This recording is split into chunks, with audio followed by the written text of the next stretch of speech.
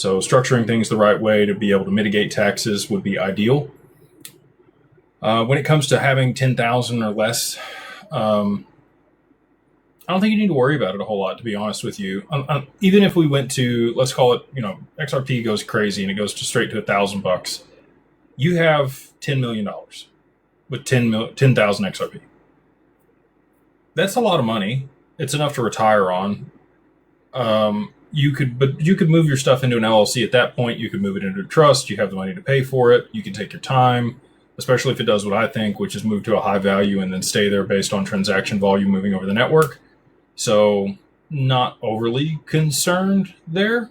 A lot of the reason that you want to be proactive and set things up earlier on, if you have 50 to 80,000, is if we do see $1,000 XRP in a short period of time, you now have 50 to 80 million dollars, which is above the gift tax threshold here in the U.S. So with an LLC, you have some ways to be able to offset that or reduce that value to be able to move more of it out of your taxable estate.